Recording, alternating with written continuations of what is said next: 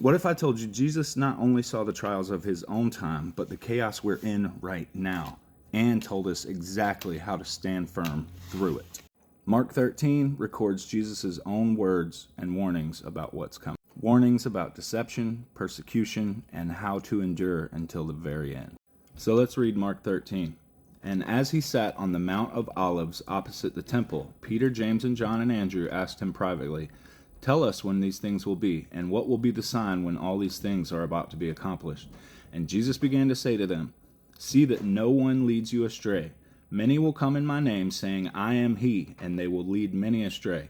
And when you hear of wars and rumors of wars, do not be alarmed. This must take place.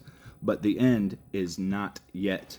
For a nation will rise against nation, and the kingdom against kingdom. There will be earthquakes in various places. There will be famines, but these are but the beginning of the birth pain.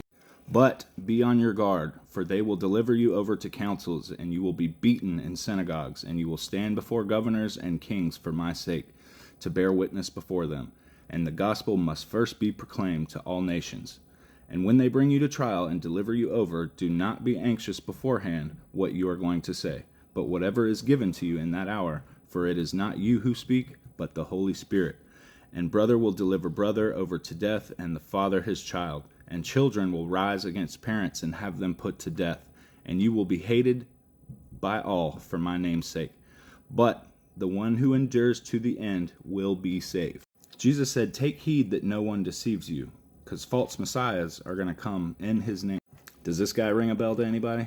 The false messiahs will pretend to be Jesus or representative of him, but they will be false. Jesus said there will be wars and rumors of wars before he returns.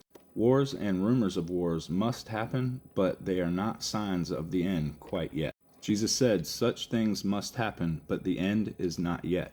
Things like false messiahs, wars, famines, earthquakes. Essentially, Jesus said catastrophe is going to happen, but that's not the end yet. Jesus would point to a more specific sign to watch for. You see, all these things must happen, but they are just the beginning of sorrows, the birthing pain.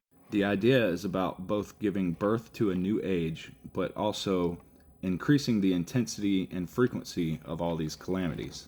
Jesus said to watch out for ourselves because the persecution of Christians should be expected.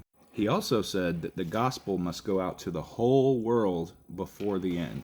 But the presence of this persecution of Christians does not relieve the church of taking on that responsibility. Jesus said even brother would betray brother to death. So we should expect to see the most painful types of rejection and betrayal as we still stand strong for Jesus.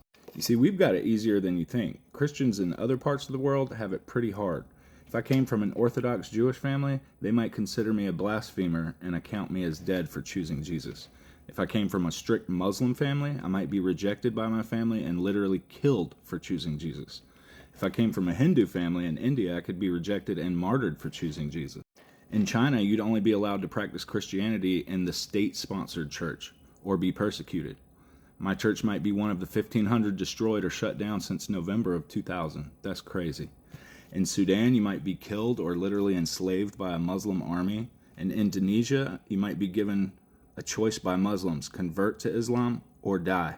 You might have church bombed during a worship service. In Pakistan, you might be jailed by Muslim government officials. But Jesus said, "He who endures to the end will be saved." The word endure in ancient Greek is hupomeno, which literally means to remain under. When we face these trials, we cannot be so desperate to escape that we compromise our Christianity. Instead, we must hupomeno, remain under his grace, his love, his protection. So what was the more specific sign that Jesus said to look out for? Well, that was the abomination of desolation, and that is tomorrow's video. Share this with someone who needs to hear it.